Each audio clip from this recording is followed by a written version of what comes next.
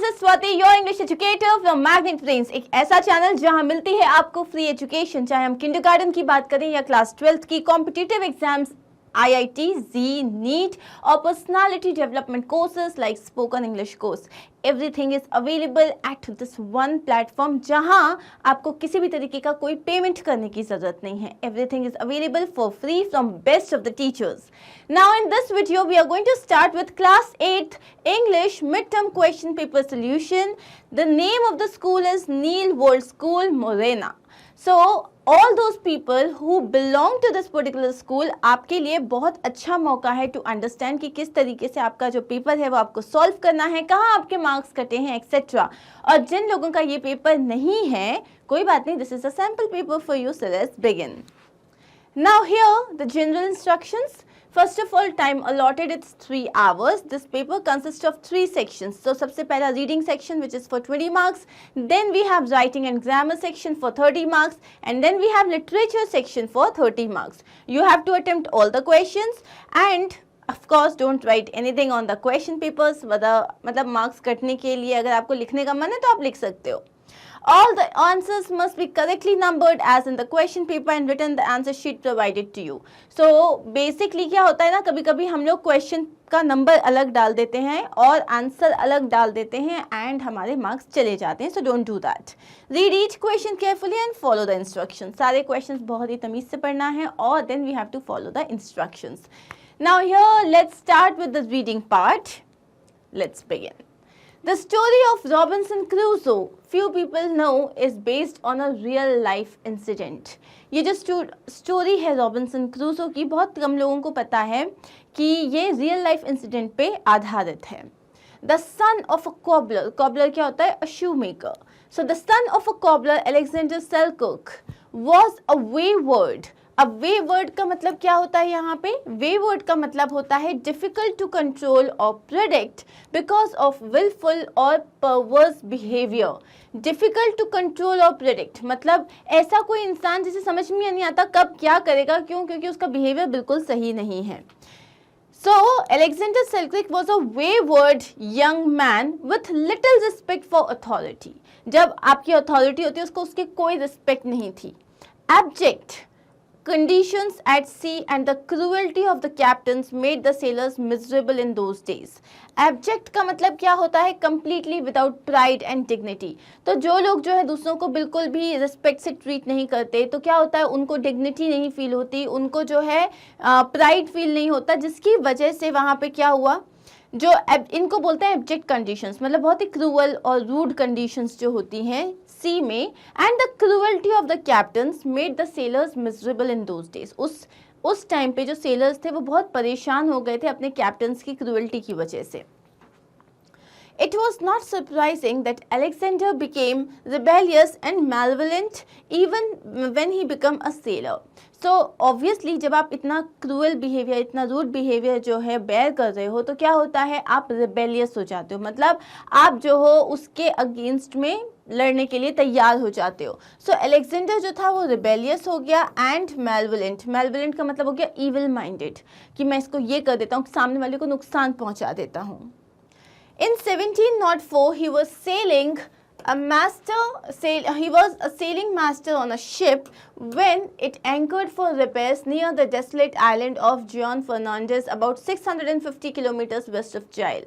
So 1704 में वो selling master था एक शिप में, और वहाँ पे उन लोगों ने अपनी जो शिप थी उसको एंकर किया. कहाँ पे? नियर द डेसोलेट मतलब अकेला, abandoned island of John Fernandez, about 650 kilometres west of Chile. So Chile से 650 किलोमीटर वेस्ट साइड में देयर वाज दिस आइलैंड. वहाँ उन्होंने अपनी शिप को एंकर किया, रोका. They were looking for gold, which they often got by plundering other ships. उनको सोना ढूंढ रहे थे वो, और यूजुअली कैसे मिलता था? दूसरी शिप्स को प्लंडर करके, लूट से, मतलब रॉब कर लेते थे. In the days that followed, Alexander hatched a conspiracy. तो आने वाले दिनों में अलेक्जेंडर ने क्या किया? एक कॉन्स्पिरेसी रची, मतलब उसने एक षड्यंत्र रचा. He instigated the other sailors to leave the ship and remain on the island. He instigated. Instigate का करना मतलब होता है उसने उन पे दबाव डाला, अर्ज किया, उनको बहुत ज़्यादा encourage किया कि हम एक काम करते हैं, हम ना ये शिप को छोड़ देते हैं और इस आइलैंड पे चलते हैं. They would declare a mutiny. So सब लोगों को क्या होगा, उनको लगेगा हमने रिवोल्ट कर दिया है. म्यूटिनी का मतलब क्या है, हमने जो है जंग छेड़ दी है, या हमने जो है मतलब रिवोल्ट को हिंदी में क्या कहते हैं, सो आंदोलन छेड़ दिया, right, that's the word. Perhaps Alexander reasoned that the captain would accept their demands if he believed that his men would refuse to sail otherwise. Alexander को क्या लगा, जो कैप्टन है वो उनकी डिमांड्स मान लेगा अगर लोगों ने जो है सेल करने से मना कर दिया. Unfortunately for Alexander, the crew played the Judas. लेकिन अनफॉर्चुनेटली अलेक्जेंडर के लिए क्रू जो थी उसके अगेंस्ट चली गई. The captain getting to know Alexander's part in the planned mutiny left him behind on the island as he was a bad influence on the men. So जो captain था, captain को पता था दैट अलेक्जेंडर ये सब plan कर रहा है, ये जो रिवोल्ट है प्लान कर रहा है, तो उसने उसी को जो है आइलैंड पे छोड़ दिया, और क्योंकि वो सबके लिए एक बैड इन्फ्लुएंस था और वो लोग आगे निकल गए. He was provided with a few necessities, among them a copy of the Bible. उसको कुछ खाने पीने की चीज़ें, ज़रूरी सामान दे दिया, और उन सारे सामान के साथ उसको बाइबल की बुक भी दी गई. Alexander, marooned on an island populated only by wild cats and goats, became adept at hunting, and his food soon comprised of fish, turtles and meat. Alexander marooned का मतलब होता है छोड़ दिया, अकेला, abandon कर दिया. सो अलेक्जेंडर को छोड़ दिया एक आइलैंड पे, जहाँ पे सिर्फ क्या था, पॉपुलेटेड, मतलब जहाँ पे क्या पॉपुलेशन थी, सिर्फ वाइल्ड कैट्स और गोट्स थी. अब बिकेम एडेप्ट, अब अलेक्जेंडर जो था वो स्किल्ड हो गया, एकदम एक्सपर्ट हो गया अपने खाना को ढूंढने में, हंट करने में. एंड अब उसके खाने में क्या होता था, फिश, टर्टल्स और meat. He also made clothes with goat skin. उसने अपने लिए जो है गोट की स्किन के क्लोथ्स बनाए. Although a cobbler's son, he could not make shoes. वो एक मोची का बेटा था, लेकिन वो अपने लिए कभी शूज नहीं बना पाया. Running barefoot after goats had hardened the soles of his feet. अब जो है गोट्स के पीछे जो है, जब वो नंगे पैर भागता था तो उससे जो उसके तलवे थे बहुत हार्ड हो गए थे. He read the Bible again and again and slowly took to reading it aloud. तो वो again and again Bible read करता था और धीरे धीरे वो जोर जोर से पढ़ने लग गया. He spoke and sang to the cats and learned to milk goats. वो जो है चिड़िया को, कैट्स को वहाँ पे जो है ये बाइबल सुनाता था, और उसको मिल्क करना मतलब गोट्स का दूध निकालना भी आ गया. Once during his stay in the island, a Spanish ship anchored near the island and the crew rowed in. एक बार क्या हुआ, जब वो वहाँ पे आइलैंड में रह रहा था, एक स्पेनिश शिप आई और जो क्रू था वो अंदर आ गया. Alexander was petrified and hid in the thick foliage. Alexander was petrified मतलब वो बहुत ज़्यादा डर गया, और वो जो आसपास जो बहुत ज़्यादा घास और पेड़ थे उनके बीच में जाके छुप गया. In those days, Spain and England were at daggers drawn. अब यहाँ पे बोल रहे हैं कि उन दिनों में स्पेन और इंग्लैंड जो थे उनकी बिल्कुल नहीं बनती थी. They were at daggers drawn का मतलब होता है they were in a state of extreme unfriendliness and do not trust each other. Fortunately, the Spaniards left after a brief rest. लेकिन क्या हुआ, फॉर्चुनेटली जो स्पेनर्स थे वो एक छोटे से रेस्ट के बाद वो लोग वहाँ से चले गए, उस आइलैंड को छोड़ दिया. In February 1709, 2 English ships sailed in to collect fresh water and shoot goats. अब 1709 में 2 इंग्लिश शिप्स आई थी जो कि वहाँ से पानी लेने के लिए और गोट्स को शूट करने के लिए आई थी. Alexander rushed to them for succor. अब जैसे ही अलेक्जेंडर को पता चला कि ये गोट्स को हार्म करने वाले हैं, अलेक्जेंडर उनके पास भाग के गया उनको हेल्प और सपोर्ट करने के लिए. He looked strange with his unkempt hair, beard and goat skin clothes. वो बहुत अजीब लगता था. unkempt मतलब untidy, पूरे उसके बाल थे और पूरे उसकी beard थी, क्योंकि अब वो वहाँ पे तो शेव नहीं कर सकता. एंड उसने जो गोट स्किन के क्लोथ्स पहने थे उससे वो बहुत अजीब लग रहा था. His rescuers understood him with great difficulty. तो लोगों ने फाइनली देखा कि वो वहाँ है, उसको रेस्क्यू किया, उसको वहाँ से बचाया बहुत मुश्किल से. उनको उसकी बातें ही समझ में नहीं आ रही थी. His speech had changed a great deal. उसकी जो बातें थी वो भी बहुत ज़्यादा बदल गई थी, उसका जो बोलने का तरीका था वो बदल गया था. His vocabulary had shrunk. उसके वर्ड्स ख़त्म हो गए थे and he had to grow for words. और उसको फंबल करना पड़ता था. ग्रो मतलब उसको बहुत मेहनत करनी पड़ती थी वर्ड्स याद करके बोलने में. They did, however, manage to understand his story finally. लेकिन somehow they understood his story. Alexander took a job as sailor in one of the ships and reached London in 1711.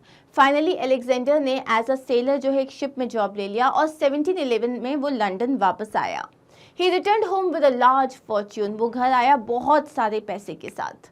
However, he ran out of his fortune in 2 years and had to return to sea. लेकिन 2 साल में उसका पैसा खत्म हो गया and उसको अब वापस आना पड़ा. Alexander's adventure became well known. Alexander के जो एडवेंचर थे वो तो अब पॉपुलर हो गया था. 8 years later, Daniel Defoe gave the story a new shape with many twists, calling it The Adventures of Robinson Crusoe. So finally 8 साल बाद डैनियल डेफो ने उसको एक बुक का नाम दिया, एक स्टोरी का नाम दिया, जिस स्टोरी का नाम रखा गया the adventures of Robinson Crusoe.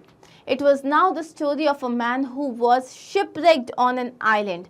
अब ये एक ऐसे इंसान की स्टोरी थी जिसको एक आइलैंड में मतलब शिप छोड़ के चली गई थी and lived alone for an unbelievable 28 years. और वहाँ पे वो अनबिलीवेबल 28 ईयर्स के लिए रहा था. So this was our paragraph. और अब हमें करना क्या है, इस पे बेस्ड क्वेश्चन सॉल्व करने हैं. This was a very easy paragraph. कुछ वर्ड्स थे डेफिनेटली जो थोड़े टफ थे, उसके मीनिंग्स मैंने ब्रैकेट में लिखे हुए हैं. रिमेंबर दैट ये सारे वर्ड्स आपकी बुक का एक पार्ट हैं. तो अगर आपने कोई भी जो चैप्टर्स आपके अभी आ रहे हैं कोर्स में, अगर आपने उन्हें बहुत अच्छे से पढ़ा है तो आपको ये वर्ड्स डिफिकल्ट नहीं लगेंगे. So complete the following statements on the basis of your reading of the passage. When Alexander became a sailor, he turned. जब Alexander जो है वो एक sailor बन गया तो he turned what? So he turned rebellious and malevolent. मतलब वो बहुत ज़्यादा rebellious हो गया और वो evil minded हो गया, malevolent हो गया. The captain left Alexander behind on the island because captain ने Alexander को आइलैंड में क्यों छोड़ दिया था? Because he was a bad influence on the men. क्योंकि वो जो था उसने लोगों को उकसाया था. He was a bad influence on the men. Alexander was petrified when he found a Spanish ship anchored near the island. Alexander बहुत ज़्यादा डर गया था जब उसने एक स्पेनिश शिप देखी जो आइलैंड में जो थी एंकर थी. क्यों? Because England and Spain were at daggers drawn. क्योंकि इंग्लैंड और स्पेन जो थे वो उस वक्त जो थे बिल्कुल उनकी आपस में बनती नहीं थी. Plus he was scared. क्यों? क्योंकि उसने बहुत टाइम से ह्यूमन कांटेक्ट में वो आया नहीं था. In spite of being a son of the cobbler, Alexander could not. वो कॉबलर का बेटा था, फिर भी he was not able to make shoes. अब है answer the following questions briefly. Why did Alexander become rebellious and malevolent when he became a sailor? क्यों हुआ था ऐसा? So Alexander became rebellious and malevolent because the conditions at sea and the cruelty of captains made sailors miserable. क्योंकि जो sea की conditions थी और captains की cruelty थी उसकी वजह से sailors की life बहुत ज़्यादा miserable हो गई थी. Why did Alexander return to sea once more after being rescued from the island? तो एक बार जब उसे आइलैंड से बचा लिया गया वो फिर सी में क्यों गया था? Alexander had to return to sea because he ran out of his fortune. उसके पैसे खत्म हो गए थे. Find words from the passage which mean the opposite of. benevolent का opposite होता है malevolent और unskilled का हो जाएगा adept. Adept का मतलब होता है skillful, expert. Now let's start with the second passage. In 1981, the car she was traveling in met with an accident and her right leg had to be amputated, cut off a limb by surgical operation. So basically 1981 में हम जिसकी बात कर रहे हैं यहाँ पे वो ट्रैवल कर रही थी, उनका एक कार एक्सीडेंट हुआ और जिसमें उनका जो राइट लेग था उसको काटना पड़ा. एम्प्यूटेटेड का मतलब होता है उसको एक सर्जिकल प्रोसेस से काट देना. It appeared that life had come to a standstill for सुधा. हम यहाँ सुधा की बात कर रहे हैं तो सुधा के लिए लाइफ अचानक से रुक गई थी. She walked around on crutches. अब वो बैसाखियों का सहारा लेके चलती थी. But she resumed her routine life once again. लेकिन उसकी routine life एक बार फिर start हुई. She had a lot of time on her hands to ponder over the future. अब उसके पास बहुत टाइम था ये सोचने के लिए कि उसे फ्यूचर में क्या करना है. She was convinced that she was the master of her own life and she could mold it the way she liked. उसने बिलीव किया कि वो अपनी लाइफ की मास्टर खुद हैं और वो अपनी लाइफ को जैसे चाहे वैसे मोल्ड कर सकती हैं. Will she ever be able to dance again? वो एक डांसर थी, तो अब उनके दिमाग में क्वेश्चन आता था, क्या वो फिर से कभी भी डांस कर पाएंगी? This question was uppermost in the mind of everyone concerned with the future of Sudha. और हर कोई जो सुधा के लिए बहुत ज़्यादा केयरिंग था, वो हर कोई एक ही चीज़ सोच रहा था कि क्या सुधा ये कर पाएगी. But Sudha had her own ideas. लेकिन सुधा के दिमाग में कुछ और ही चल रहा था. She was determined not to break with her career as a promising dancer. उसने सोच लिया था कि उसका जो करियर है as a promising dancer वो उसे ख़त्म नहीं करेगी. Somewhere she happened to see the Jaipur foot. So कहीं पे उन्होंने जयपुर फुट देखा. A prosthetic expert gave her the details of this artificial leg and advised her to see the doctor who invented it. तो एक prosthetic expert था, someone who is an expert in creating these artificial limbs. तो उन्होंने उसको बताया कि आप जो है उन डॉक्टर से जाके मिलो जिन्होंने इसे इन्वेंट किया है. Sudha went to Jaipur along with her dancing master. वो अपने dancing master के साथ जयपुर गई. She was fitted with a Jaipur foot and the doctor gave her immense confidence. उनको जो है वो जयपुर foot जो है artificial जो foot होता है वो लगा दिया गया और डॉक्टर ने उन्हें काफ़ी confidence दिया. Sudha practiced dance for some time under his supervision. अब सुधा ने उनके supervision में काफ़ी टाइम तक dance practice किया. He made suitable changes in the limb to facilitate her dance practice. उन्होंने उनके limb में कुछ changes किए, customize किया ताकि उनके dance के लिए easy हो जाए. She suffered a lot of pain in the process of the proper adjustment of the new limb. अब ये new limb को लगाने में जो initial process था वो बहुत ज़्यादा painful था and she had suffered a lot. But she never lost her nerve. लेकिन उन्होंने कभी भी ना हार मानी ना उन्होंने गुस्सा किया. January 24, 1984 was a memorable day in Sudha's life. So January 24, 1984 सुधा की लाइफ का एक बहुत ही ज़्यादा important day था. Arrangements were made for dance program at a big hall in Bombay. So Bombay के एक बहुत बड़े हॉल में उनका डांस परफॉर्मेंस रखवाया गया. A huge audience was there to see her perform again after her traumatic experience. बहुत बड़ी ऑडियंस आई थी उनका डांस परफॉर्मेंस देखने के लिए उनके साथ ये जो हादसा हुआ उसके बाद. Melodious music filled the air as the curtain went up. जैसे ही पर्दा हटा तो बहुत ही खूबसूरत सा म्यूजिक बजने लग गया. Sudha was back on stage. She forgot all about her accident and all about her artificial limb. Sudha सब कुछ भूल गई अपने एक्सीडेंट के बारे में, अपने नकली पैर के बारे में. Some mysterious power impelled Sudha to dance with the same form, style and vivacity. So ऐसा लग रहा था एक अजीब सा पावर है जिसने सुधा को वापस खड़ा कर दिया, फोर्स किया, ड्राइव किया कि वो उसी तरीके से, उसी फॉर्म में, उसी स्टाइल के साथ और उसी स्पार्कल के साथ जो है अपना डांस प्रेजेंट कर पाए. Quite a few learned for the first time from the next day's newspaper that she was in fact dancing with an artificial leg. बहुत सारे लोगों को अगले दिन न्यूज़पेपर के थ्रू पहली बार पता चला दैट जो उन्होंने एक दिन पहले डांस परफॉर्मेंस देखा था उसमें जो परफॉर्मर थी उनका एक पैर ही नहीं था. So that is it. This was the story of very famous dancer Sudha Chandran. उनके बारे में ये स्टोरी थी and now we have to start with the questions. On the basis of your reading of the above passage, answer the following. Why did life come to a standstill for Sudha? सुधा के लिए जिंदगी अचानक से रुक क्यों गई थी? Life came to a standstill for Sudha when the car she was traveling in met with an accident and her right leg had to be amputated. मतलब वो ट्रैवल कर रही थी, उनका कार एक्सीडेंट हो गया और उनका राइट लेग काटना पड़ा था. What did the doctor do to help Sudha in her dance practice? Doctor ने क्या किया कि सुधा को डांस प्रैक्टिस में हेल्प मिले? The doctor gave her immense confidence and made several changes in the limb to facilitate her dance practice. तो doctor ने उन्हें काफ़ी कॉन्फिडेंस दिया और उनके लिम्ब में काफ़ी सारे चेंजेस किए ताकि वो डांस प्रैक्टिस कर पाएं. Which day was a memorable day in Sudha's life and why? सुधा की जिंदगी का सबसे मेमोरेबल डे कौन सा था और क्यों था? January 24, 1984 was a memorable day in Sudha's life because arrangements were made for dance program at a big hall in Bombay.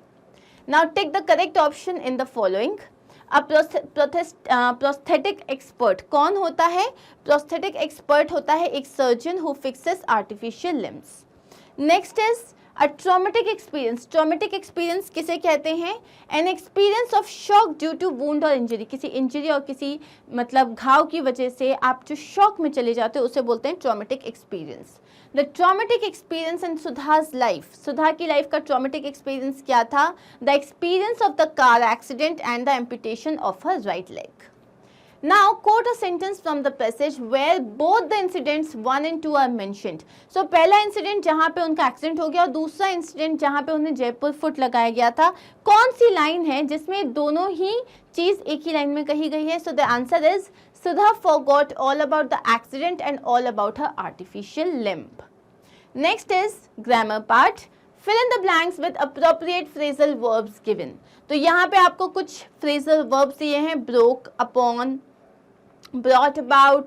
So यहाँ पे हम इसमें से एक कॉमा हटा देते हैं. This is broke upon, brought about, fell flat, look down, then upon with take advantage of, look down upon है ये, then take advantage of, run short of and turn up. ठीक है? So let's start. यहाँ पे first is you should always dash the opportunities offered to you. तुम्हें कभी भी कोई मौका मिले तो उसका पूरा फायदा उठाओ. Take advantage of. The police dash the robbers and arrested them. The police broken upon. So यहाँ पे ब्रोकन नहीं है, this is broke upon. Broke upon का मतलब क्या होता है? उन्होंने उन पे धावा बोल दिया. Julian always dash money towards the end of the month. So Julian always runs short of. Julian के पास हमेशा पैसे कम पड़ जाते हैं. Run short of का मतलब होता है पैसे कम पड़ जाना, किसी भी चीज़ का कमी हो जाना. His dishonesty at the office dash his ruin. उसने ऑफिस में जो चीटिंग करी थी उससे क्या हुआ? Brought about his ruin, मतलब उसी से उसका बेड़ा गर्क हो गया. Modest suggestions not being practical fell flat. Fail flat का मतलब होता है पूरा जीरो हो जाना, मतलब एकदम से उसको आप खारिज कर देना. No matter how successful and rich one becomes. तो कोई फर्क नहीं पड़ता कि कोई कितना सक्सेसफुल है या कोई कितना रिच है in life. One should never dash the poor. आप कितने भी बड़े हो, कितने भी इंटेलिजेंट हो, कितने भी पैसे वाले हो, आपको कभी भी गरीब लोगों को नीचे करके नहीं देखना चाहिए. You should never look down upon them. Okay, अब है यहाँ पे identify the phrases in the following sentences and state their kind. Daniel Radcliffe of Harry Potter fame has become a hero liked by the people. So Daniel Radcliffe कौन था? Harry Potter का main character Harry. उसको जो है he has become a hero liked by the people. अब यहाँ देखो Daniel Radcliffe, अब इसके बारे में एक्स्ट्रा इन्फॉर्मेशन क्या दिया है? Of the Harry Potter fame. यहाँ पे क्या बताया है? क्या है वो? Of the Harry Potter fame. तो अभी अगर ये नहीं भी होता तो भी चलता. Daniel Radcliffe has become a hero. अब इसमें क्या है? Liked by the people. ये जो बाय द पीपल है ये भी एक फ्रेज है और of the Harry Potter fame ये भी एक फ्रेज है. दोनों प्रीपोजिशनल फ्रेजेस हैं. Next is Reema loves reading books in the library during recess. Reema loves reading books. कहाँ? In the library. कब? During recess. तो ये दोनों हो गए आपके एडवर्बियल फ्रेज. ओके, नेक्स्ट है do as directed. The house is being built by the masons. अब इसको अपन को एक्टिव वॉइस में चेंज करना है तो आप क्या बोलोगे? The masons are building the house. Right, the masons are building the house. Next is just as I was entering the room the bell rang. जैसे ही मैं एंटर कर रहा था बेल बजी. सो यहाँ पे ये हो गया past continuous. was entering. You solve this sum. इसमें आपको modal verb यूज करना है तो आप क्या बोलोगे? क्या तुम ये सॉल्व कर सकते हो? क्वेश्चन सॉल्व कर सकते हो? Can you solve this sum? Next is who teaches you English. इसको अपन को पैसिव वॉइस में करना है तो अपन बोलेंगे by whom you are taught English और you being taught English. She works in dash multi speciality hospital. यहाँ आर्टिकल लगाना है. वह एक मल्टी स्पेशलिटी हॉस्पिटल में काम करती है तो हम बोलेंगे she works in a multi speciality hospital. ठीक है, अब आते हैं next. Fill in the blanks with the correct form of the verb given in the brackets. I dash a letter from my father yesterday. I received. क्यों? क्योंकि हम past की बात कर रहे हैं, यहाँ येस्टरडे दिया हुआ है. We dash that he would visit us. हमने ऐसी उम्मीद की थी कि वह हमसे मिलेगा. So we had hope that he would visit us. Shalini's friend dash when her uncle telephone.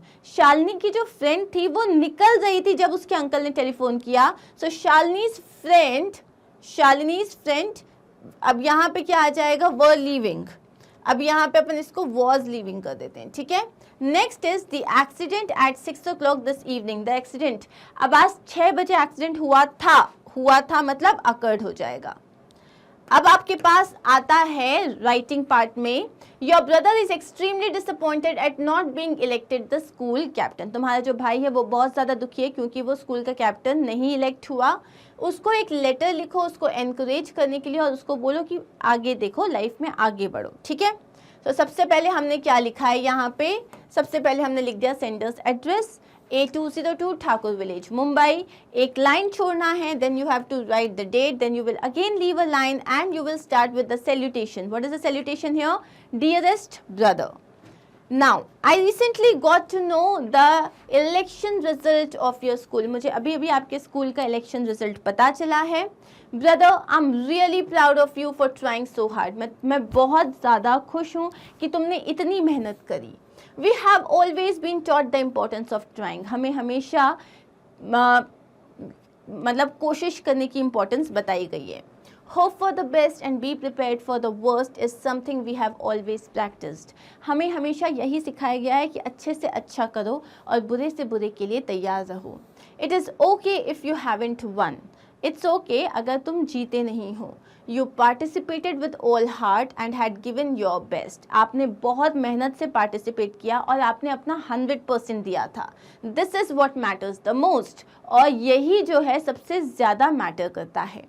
Your efforts won't ever go in vain. आपने जो इतनी मेहनत करी है, मेहनत कभी भी बेकार नहीं जाती। Your experience will help you in future. ये जो एक्सपीरियंस अभी आपको मिला है ये आपको फ्यूचर में काम आएगा। You have inexplicable leadership qualities and this was just a start to sharpen your skills. आपकी जो leadership qualities हैं वो inexplicable हैं, मतलब उन्हें explain नहीं किया जा सकता। और ये जो अभी आपने एक छोटा सा election में participate किया, ये आपके skills को और sharp कर देगा। Don't lose your heart. We are all extremely proud of you and so are your teachers and friends. आप दिल छोटा मत करो, हम सब बहुत ज़्यादा प्राउड हैं और जैसे हम प्राउड हैं वैसे ही आपके टीचर्स और आपके फ्रेंड्स भी प्राउड हैं। Enjoy the journey, sometimes the journey teachers us a lot more than the destination. तो ये जो जर्नी है इसको जो है एन्जॉय करो, कभी कभी मंजिल से ज़्यादा रास्ता खूबसूरत होता है। Hope to see you real soon. Give my regards to your friends.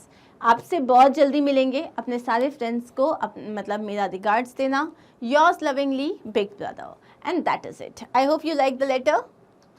Now next is you are vice captain of Neil World School Morena. Your school is going to organize Bal Sabha. Write the message in 50 words.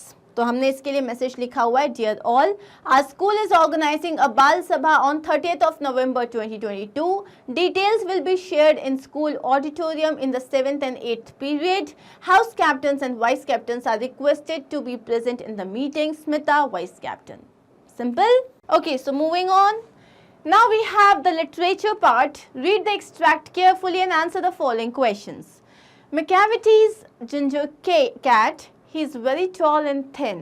You would know him if you saw him, for his eyes are sunken in. His brow is dearly lined with thought, his head is highly doomed. His coat is dusty from neglect, his whiskers are uncombed. Thus he sways his head from side to side, his movements like a snake, and when you think he is half asleep, he is always wide awake. अब आपको ये poem तो बहुत अच्छे से पता है, so let's start with the questions. What did the poet say about McCavity in the above stanza? In the above stanza, the poet has described McCavity. उन्होंने McCavity को describe किया है. The above description of McCavity tells us that he is not bothered about keeping or maintaining his appearances. कि वो बिल्कुल भी उसे परवाह नहीं है कि वो कैसा लग रहा है, उसको अपने मेंटेन करे वो अपनी अपीयरेंस को। The lines also reveal that McCavity is probably a street cat. और वो ये भी बता रहा है कि शायद ये एक स्ट्रीट कैट है। Next, how could he be recognized, उसको कैसे पहचाना जा सकता है? Macavity could be recognized as his eyes are sunken, इन उसकी आंखें धंसी हुई हैं। His eyebrows are deeply creased with thinking, एकदम उसकी डीपली क्रीजेस आ चुके हैं। And his head is considerably arched. Next is describe the appearance of the cat. So Macavity is a ginger cat. He is so called for the color of his fur. Ginger cat इसलिए बोलते हैं because वो orangish color का है, orangish brown. He is tall and skinny and his eyes are sunken in. वो एकदम tall है, skinny है, उसकी आंखें धंसी हुई हैं. His eyebrows are deeply creased with thinking and his head is considerably arched. His fur looks dusty as Macavity really pays attention to it and his whiskers are unkempt. उसका फर पूरा dusty लग रहा है और उसके जो whiskers होते हैं वो एकदम unkempt हैं, untidy हैं. How was its movement described by the poet? उसके movement को poet ने कैसे describe किया है? Like any other cat, Macavity tends to swing his head from side to side like a snake. तो वो जो है किसी भी और cat की तरह एक snake की तरह अपना head swing करता है. Which figure of speech is used in the lines? अब यहाँ पे दो figure of speech यूज़ किए. एक तो alliteration है. His brow is dearly lined with thought. His head is highly doomed. So his head his is highly doomed. तो इसमें ह का साउंड कंटिन्यूस आ रहा है तो इसे ये alliteration हो जाएगा. दूसरा है simile. He sways his head from side to side. His movements like a snake. तो जब भी आप दो चीज़ों को कंपेयर करते हो यूजिंग द वर्ड एज और लाइक तो वो हो जाता है simile, right? Next, how did the speaker feel after talking to the child on the beach? Speaker को कैसा लगा उस चाइल्ड से बीच पे बात करने के बाद? The speaker felt free after talking to the child on the beach. Speaker को एकदम फ्री लगा. The child was playing with shells and he hired the speaker for nothing. So child जो था उसने जो है वो शेल से खेल रहा था और उसने जो स्पीकर को है किसी काम के लिए हायर नहीं किया था. This showed that he did not want any work from the speaker. इससे समझ में आता उसे उससे कोई काम ही नहीं था. In turn he offered to give him nothing but happiness and cheer.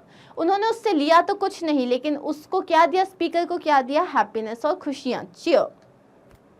Why did Bipin Babu change his mind about meeting Chunni Lal? What was the result of this meeting? So, Bipin Babu first refuse to meet Chunni Lal. पहले तो उन्होंने मिलने से मना कर दिया था. He was in no mood to help Chunni Lal out of his trouble. उन्होंने बोला मुझे तुम्हारी मदद करनी ही नहीं है. But he changed his mind soon. लेकिन बहुत जल्दी उन्होंने अपना माइंड चेंज कर लिया. He thought Chunni Lal might remember something about his trip to Ranchi in 1958. उन्हें लगा कि शायद चुन्नी लाल को 1958 में जो रांची की ट्रिप हुई थी उसके बारे में कुछ याद हो. The result of the meeting was that his condition became more pitiable. तो रिजल्ट ये था कि उनकी कंडीशन और ख़राब हो गई. He sighed and shook his head is nervousness. वो एकदम परेशान होते हुए नर्वसनेस में उन्होंने अपना मुंडी हिला दिया. 4 reasons for the discontent that led to the 1857 War of Independence. कौन से वो 4 reasons थे जिसकी वजह से ये वॉर हुआ था? The Indians were given pittance and slow promotions in government jobs. जितने भी गवर्नमेंट जॉब्स होते थे उसमें इंडियंस को या तो भर्ती मिलती नहीं थी या तो फिर उनको जो है बहुत ही कम प्रमोशंस मिलते थे. They took heavy tax from the farmers which ruined them. उन्होंने फार्मर्स से बहुत ज़्यादा टैक्स लिया, बहुत ज़्यादा वसूल किया जिसकी वजह से उनकी ज़िंदगी बर्बाद हो गई. They snatch the kingdom of old rulers. उन्होंने जो रूलर्स थे उनके किंगडम भी ले लिए थे. They cut the thumbs of expert artisans and imported British goods without import duty of India. उन्होंने जो बहुत अच्छे आर्टिसंस थे उनके थंब काट दिए ताकि वो कुछ क्रिएट ना कर पाएं और उन्होंने जो प्रोडक्ट्स थे उनको बिना ड्यूटी चार्ज लगाए ब्रिटिश भेज दिया था. What is Connie's Christmas present? Why is it the best Christmas present in the world? So Connie का Christmas present क्या था? When the narrator came to give the box, he found in his desk to Connie. She mistook him as a husband who had returned home from war. तो जब narrator जो थे उन्होंने वो gift देने के लिए आए थे तो उसको लगा उसका हस्बैंड आया है जो कि वॉर से वापस आ गया है. This was her Christmas present. ये उसका क्रिसमस प्रेजेंट था. This was the best Christmas present in the world because in the letter Jim had return that he will come home on Christmas. क्योंकि letter में Jim ने लिखा था कि वो क्रिसमस में घर आ जाएगा. She had tears in her eyes and she read the letter and for her it was the best Christmas present in the world. उसकी आंखों में आंसू आ गए, उसने वो लेटर पढ़ा, उसके लिए वो सबसे खूबसूरत गिफ्ट था क्रिसमस का। The letter was very precious to her, but what's more precious was her delusion that the man who came with the letter was her husband. वो जो पल भर की उसे खुशी हुई कि उसका हस्बैंड आ गया, वो उसके लिए सबसे बड़ा गिफ्ट था। Jim, she was overwhelmed with that and considered it to be the best gift anyone can get on Christmas. तो उसके लिए वही गिफ्ट सबसे अच्छा था क्रिसमस के लिए। How are Meghna's and Alma's stories similar? मेघना और आल्मा की स्टोरी सिमिलर कैसे है? Both Meghna and Alma's families had washed away in tsunami, but they were the only members from their respective families who had survived. सो मेघना और आल्मा की दोनों की जो फैमिली थी वो सुनामी में बह गई थी, सबके सब मारे गए थे, सिर्फ ये दोनों बचे थे। Both of them kept floating in the sea for days, दोनों सी में काफ़ी दिनों तक बह रहे थे। मेघना floated in the sea for 2 days holding on to a wooden door. मेघना सी में 2 दिन तक बहती रही, उसने एक वुडन मतलब लकड़ी का दरवाज़ा पकड़ा हुआ था। She was brought to the shore by a wave, और एक लहर के कारण वो वापस किनारे तक पहुंची। Similarly, Alma's climbed onto a log of wood and fainted. Alma भी जो थी वो एक लॉग पे मतलब एक लकड़ी का जो लॉग होता है उस पे जो है वो बैठी हुई थी और वहाँ पे उस पे बेहोश हो गई थी। She woke up in a hospital. वो भी एक हॉस्पिटल में जागी। Both the girls were traumatized after the incident. दोनों के दोनों बहुत गहरे शॉक में थे। While Meghna was seen walking on the seashore in days, Alma does not talk about the incident to anyone. मेघना जो थी वो बस शोर के आसपास वॉक करती रहती थी, अल्मा ने बहुत टाइम तक किसी से बात ही नहीं की थी। What are the 3 qualities that played a major role in the author's claim to? So the 3 qualities that played a major role in the author's claim, it's not claim, it's claim, are endurance, persistence and willpower. ठीक है? Write the word meaning of the following. Deliberate का मतलब क्या होता है? Done consciously and intentionally, जानबूझ के कोई काम किया जाना।